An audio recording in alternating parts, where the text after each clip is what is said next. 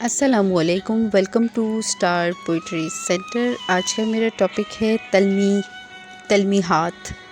Urdu grammar کا اہم ترین حصہ ہوتا ہے تلمیحات۔ تلمیح سے مراد ہوتی ہے کسی بات کو اچھی طرح سمجھانے کے لیے کوئی کہانی یا گزشتہ سنے اور دیکھے ہوئے واقعے کے ذریعے واضح کیا جائے۔ یہ وضاحت دو طرح کی ہوتی ہے، پہلے یہ کہ سننے والے کو پورا قصہ سنایا جائے اور پھر اس سے موجودہ صورتحال کی مطابقت سمجھائی جائے، اس کے بعد نتیجے کی یکسانیت پر روشنی ڈالی جائے، یا پھر دوسری یہ کہ اس قصے کی جانب محض اشارہ کر دیا جائے اور نتیجے کی یکسانیت واضح کی جائے۔ مثال کے طور پہ جب بھی ہم حسن یوسف کی بات کرتے ہیں تو حضرت یوسف علیہ السلام کی خوبصورتی نمایاں ہو کے سامنے آ جاتی ہے، اور سب جانتے ہیں کہ اللہ تعالیٰ نے ماشاء اللہ سے حضرت یوسف علیہ السلام کو بہت خوبصورت بنایا تھا، جیسے کہ ہر پیغمبر کو اللہ تعالیٰ نے کوئی خاص اہم خاصیت دے کر دنیا میں بھیجا تھا۔ تو اسی طرح سے مختلف واقعات، جیسے مثال کے طور پہ حضرت امام حسن اور حضرت امام حسین کے حوالے سے واقعات کوٹ کیے جاتے ہیں، تو جس میں ان کی حضرت امام حسین کی شہادت کو واضح کرنا ہو تو شاہ شہیداں۔ اسی طرح سب سے پہلے ہم تلمیح میں آب حیات کی بات کریں گے۔ آب حیات، آب کا مطلب ہوتا ہے پانی، حیات کا مطلب ہوتا ہے زندگی، یعنی زندگی کی بقا رکھنے والا یا زندگی لمبی رکھنے والا، یعنی جو شخص آب حیات پی لے وہ کبھی مرتا نہیں ہے۔ حضرت خضر علیہ السلام نے بحر ظلمات میں ایک چشمے سے آب حیات پیا، جس کے بارے میں کہا جاتا ہے کہ اگر کوئی اس پانی کو پی لے تو ہمیشہ زندہ رہتا ہے۔ یہ مرکب اس کی طرف اشارہ ہے، مرکب سے مراد آب حیات، ٹھیک ہے۔ تو اس کے بعد پھر ہم آ جاتے ہیں عمر نوح۔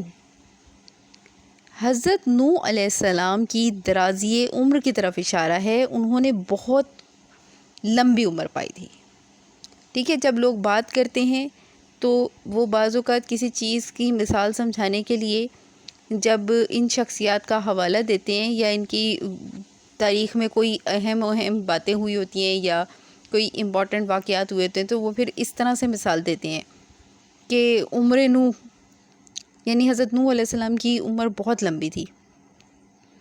اسی طرح سے آپ نیکسٹ پہ آ جائیں تو یہاں پہ طوفان نوح کی بات ہو رہی ہے۔ طوفان نوح یہ بھی حضرت نوح علیہ السلام کے حوالے سے ہی مشہور ہے۔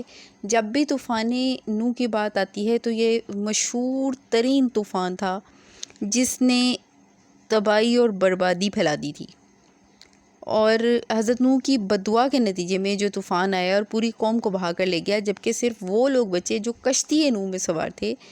تو جب بھی اس طرف اشارہ کیا جائے، یعنی یہ والی تلمیح بیان کی جائے طوفان نوح، تو اس سے مراد ہوتی ہے حضرت نوح علیہ السلام کے دور میں آنے والا بہت ہی خوفناک قسم کا طوفان۔ اس کے بعد آ جائیے خلیل اللہ۔ خلیل اللہ حضرت ابراہیم علیہ السلام کا لقب تھا، اور اس وجہ سے ان کو ملا تھا کہ ان کو اللہ تعالیٰ نے پے در پہ آزمائشوں میں ڈالا تھا۔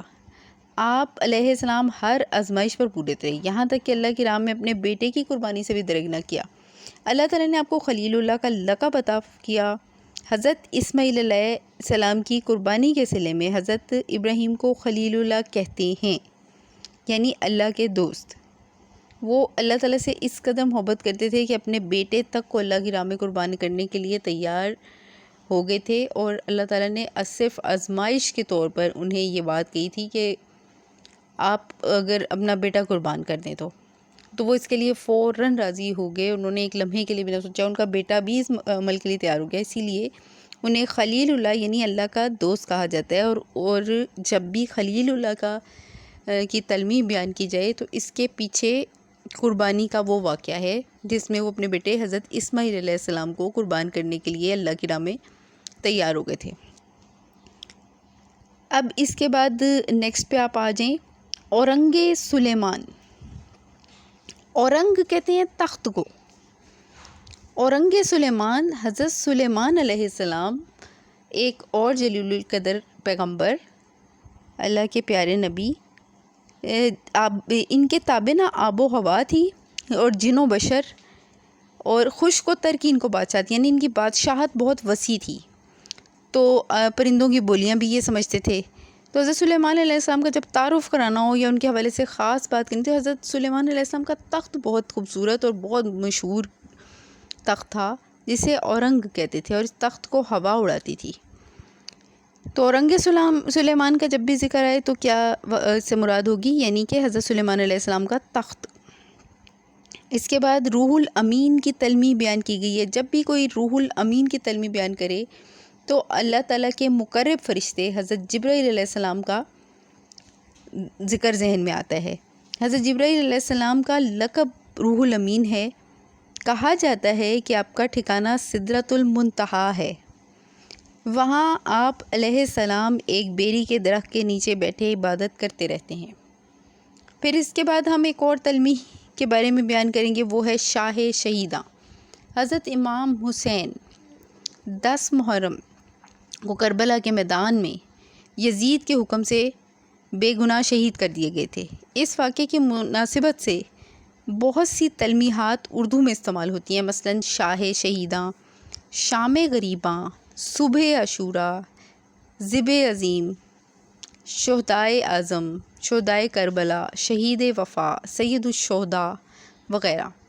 ان سب کا مطلب حضرت امام حسین کی شہادت کی طرف اشارہ کرنا ہے، یعنی یہ الفاظ، یہ تلمیح شاہ شہیداں ہمیں فوراً یاد کروا دیتی ہے حضرت امام حسین کی شہادت۔ پھر ہم چاہ یوسف علیہ السلام کی طرف آئیں گے، یعنی چاہ کہتے ہیں کنویں کو۔ تو چاہ یوسف بہت مشہور تلمیح ہے اور بہت مشہور مثال ہے، اس کے پیچھے پوری کہانی ہے جس میں کہ حضرت یوسف علیہ السلام بے پناہ اللہ تعالیٰ نے ان کو حسن سے نوازا تھا اور بہت ذہین بچے تھے، اس وجہ سے ان کے بھائی تھے سوتیلے جو کہ ان سے بہت حسد کرتے تھے اور وہ ہر وقت انہیں نقصان پہنچانے کے در پہ رہتے تھے۔ بالآخر ایک دن وہ کامیاب ہو گئے اپنے اس عمل میں اور انہوں نے حضرت یوسف علیہ السلام کو ایک بہت گہرے اندھے کنویں میں پھینک دیا۔ تو اس واقعے کی طرف اشارہ کرنے کے لیے چاہ یوسف کی مثال استعمال کی جاتی ہے۔ تو جب بھی چاہ یوسف کی تلمیح استعمال کی جائے تو یوسف علیہ السلام کی تنہائی اور وہاں کنویں میں انہوں نے جو تکلیف دہ وقت گزارا اس کی طرف اشارہ ہوتا ہے۔ آخر پہ آپ آ جائیں گے گریہ یعقوب علیہ السلام۔ حضرت یعقوب علیہ السلام کو حضرت یوسف علیہ السلام سے بہت پیار تھا، چنانچہ آپ علیہ السلام کی جدائی میں حضرت یعقوب علیہ السلام مسلسل روتے رہتے تھے، یہاں تک کہ ان کی بینائی جاتی رہی۔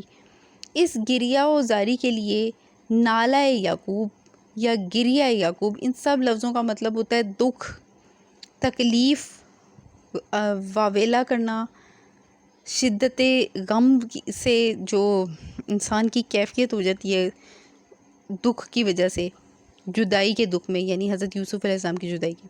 تو یہ جب بھی یہ والی تلمیح استعمال ہو تو اس سے مراد ہوتی ہے حضرت یوسف علیہ السلام اور حضرت یعقوب علیہ السلام کا محبت بھرا تعلق، ٹھیک ہے؟